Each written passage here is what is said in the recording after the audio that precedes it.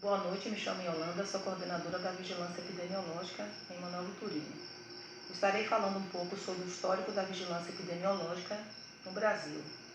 Quando o Brasil foi descoberto em 1500, por volta de 1563, houve vários surtos de varíola no nosso Brasil, inclusive na Bahia, em 1563. Então, com a vinda dos portugueses para o Brasil, houve-se a necessidade de que fosse vindo junto com eles médicos europeus para tratar dos portugueses aqui no Brasil. Porém, a população portuguesa e também a brasileira não queriam ser tratada pelos médicos cirurgiões que estudaram e se formaram na Europa. Eles preferiam ser tratados pelos os chefes africanos e os chefes indígenas, que eram os curadeiros na época. Então, naquela época, a nossa medicina era uma medicina tropical, propriamente assistencialista. Então, nesses casos de varíola, havia um afastamento das pessoas ou então um confinamento na Santa Casa de Misericórdia. Então, era voltado apenas para a assistência à doença, não tratava da parte curativa. Então, nessa época, as pessoas preferiam ser tratadas por curandeiros africanos e indígenas. Mas, logo em seguida, passamos por vários processos de epidemias, né? E eles procuravam uma forma de tentar controlar essas epidemias. Então, por volta do século XVII, com um avanço de febre amarela em Pernambuco, ele iniciou uma nova prática, que era chamada a prática do isolamento, onde pessoas, indivíduos eram isolados, né, para que ele entendesse que isolando essa pessoa, a epidemia não se alastrava. Depois eles passaram a entender que as doenças vinham por meio do ar, que era chamada teoria miasmática.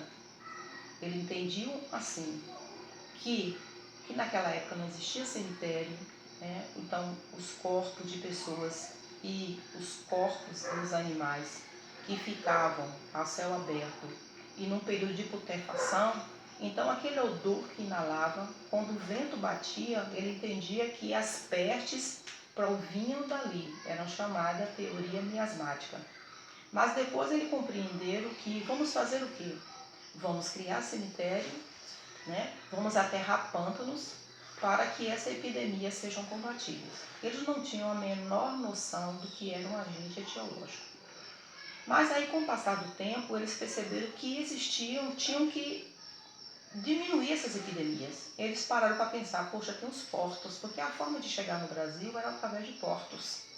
Então, eles criaram a polícia médica, que eram pessoas fiscais, sanitaristas, que eles criou agora o lazareto, que era um local onde as pessoas, quando vinham no portos de outros países, escravos que vinham da África, eles eram colocados neste local por um período de quarentena.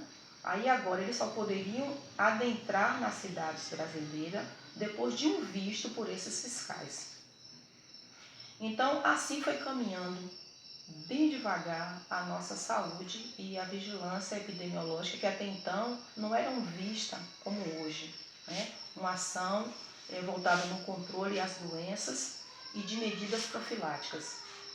Mas não eram só a varíola e a febre amarela que assolava ao Brasil naquela época. Existia a febre tifoide, existia a cólera, existia a malária, né? Então, esses tipos de doenças emergentes também que assolavam o nosso país, para aquelas europeus que vinham para o Brasil, isso para eles mataram milhares de imigrantes.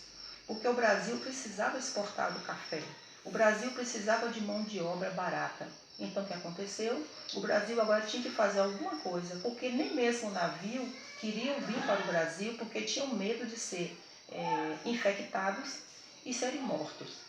Aí eles passaram agora a ter medidas, né, sanitaristas, e aí passaram a investir em pessoas que tivessem medidas para controlar ou combater essas epidemias.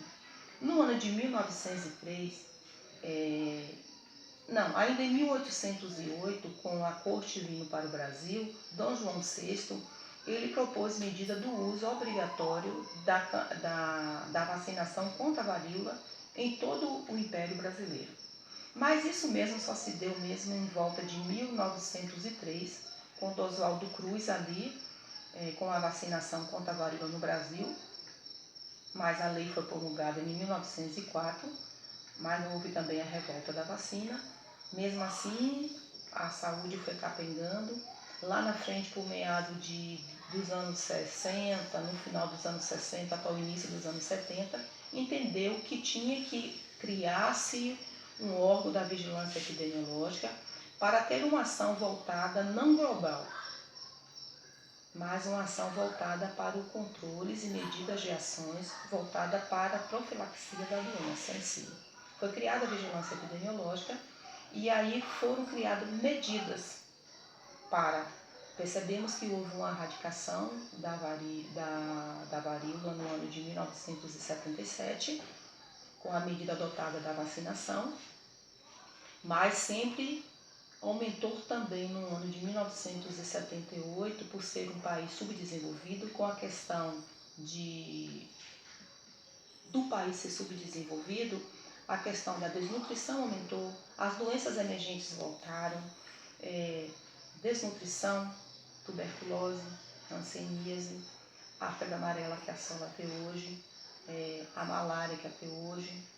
Então nós percebemos que lá no final dos anos 70 para o início dos anos 80 foi dado uma atenção voltada para a vigilância epidemiológica com o controle das doenças através da saúde pública, através da coleta de dados, através das investigações, porque através da vigilância epidemiológica é traçado um perfil epidemiológico onde, de que mais se adoece, aquela cidade, em que localidade, quem mais, faixa etária, idade, levantamento de dados, coleta de dados, análise de dados, para que venha tomar medidas adequadas para todas as doenças infecto-contagiosas.